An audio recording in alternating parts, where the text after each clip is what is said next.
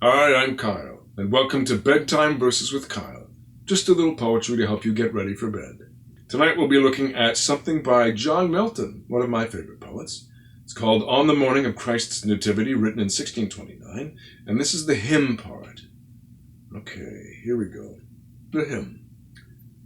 It was the winter wild, while the heaven-born child, all meanly wrapped in the rude manger lies. Nature, in awe to him, had doffed her gaudy trim, with her great master so to sympathize. It was no season then for her to wanton with the sun, her lusty paramour.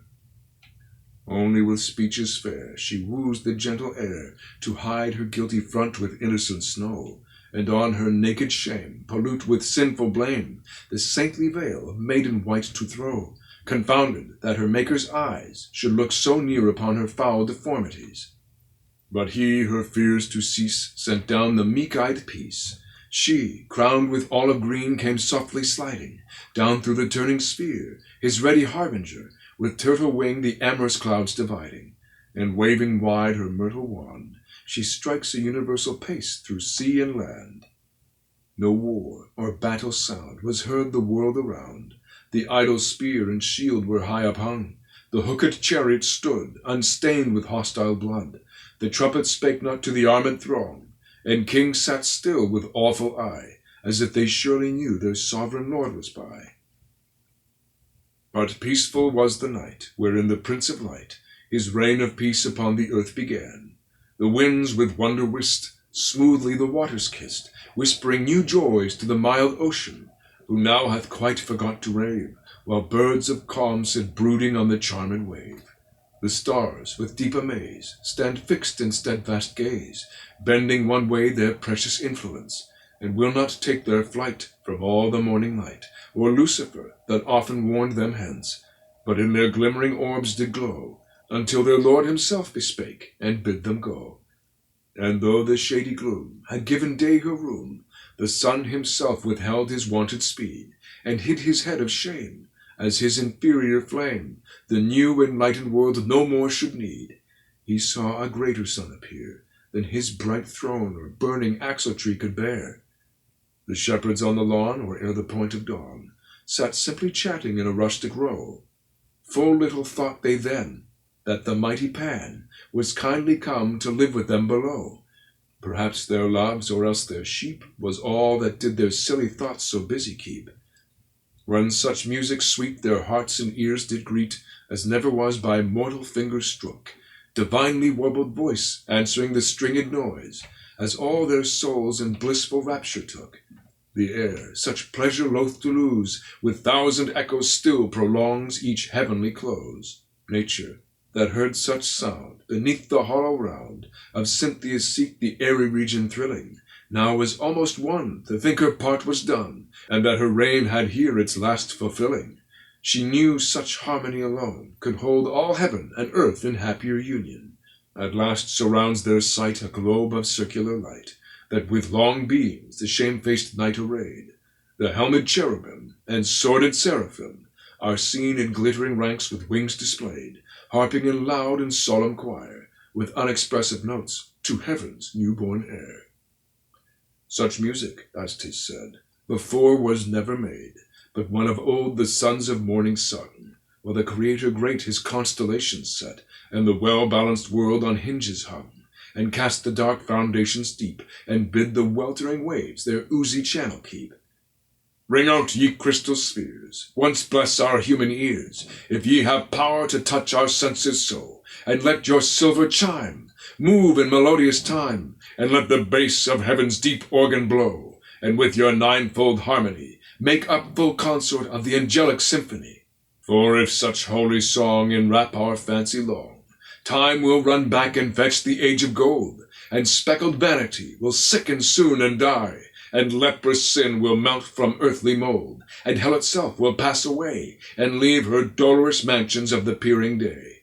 Yes, truth and justice then will down return to men, the enamelled heiress of the rainbow wearing, and mercy set between, throned in celestial sheen, with radiant feet the tissued clouds down steering, and heaven, as at some festival, will open wide the gates of her high palace hall, But wisest fate says no, this must not yet be so.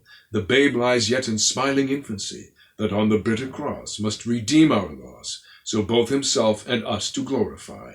Yet first to those chained in sleep, the wakeful trump of doom must thunder through the deep, with such a horrid clang, as on Mount Sinai rang, while the red fire and smoldering clouds outbreak.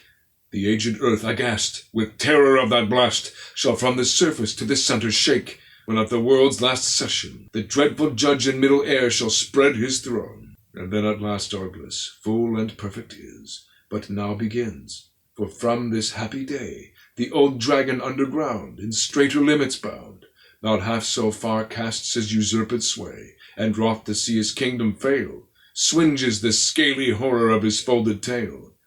The oracles are dumb, no voice or hideous hum runs through the arched roof in words deceiving.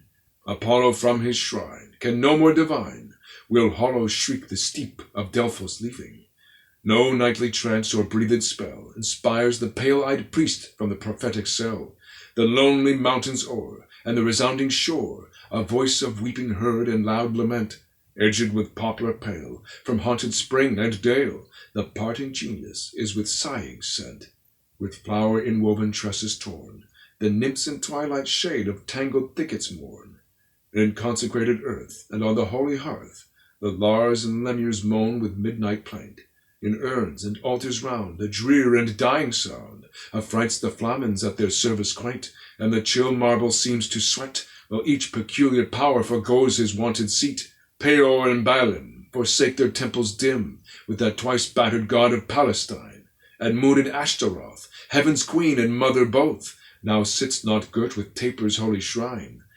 The Libyc Hammon shrinks his horn, in vain the Tyrian maids their wounded Thammuz mourn, and sullen Moloch fled, hath left in shadows dread his burning idol all of blackest hue. In vain with cymbals ring they call the grisly king, in dismal dance about the furnace blue. The brutish gods of Nile as fast, Isis and Horus and the dog Anubis haste, nor is Osiris seen, in Memphine grove or green, trampling the enshowered grass with lowings loud. Nor can he be at rest within his sacred chest, naught but profoundest hell can be his shroud. In vain with timbreled anthems dark, the sable-stoled sorcerers bear his worshipped ark. He feels from Judah's land the dreaded infant's hand, the rays of Bethlehem blind his dusky eyne, nor all the gods beside longer dare abide, not Typhon huge ending in snaky twine. Our babe, to show his godhead true, can in his swaddling bands control the damned crew. So when the sun in bed, curtained with cloudy red, pillows his chin upon an orient wave, the flocking shadows pale troop to the infernal jail, each fettered ghost slips to his several grave, and the yellow-skirted fays fly after the night steeds, leaving their moon-loved maze. But see, the Virgin blessed hath laid her babe to rest. Time as our tedious song should here have ending. Heaven's youngest teamed star hath fixed her polished car, her sleeping lord with handmaid lamp attending, and all about the courtly stable bright harnessed angels sit in order serviceable. Quite the advent for such a young babe, blasted all the old gods right out of existence. Thanks again for joining me for Bedtime Verses with Kyle. You can follow me here or subscribe at my YouTube or my website. There'll be new readings every weekday night at 11 p.m. Eastern Standard Time. Good night, sleep tight, and Merry Christmas.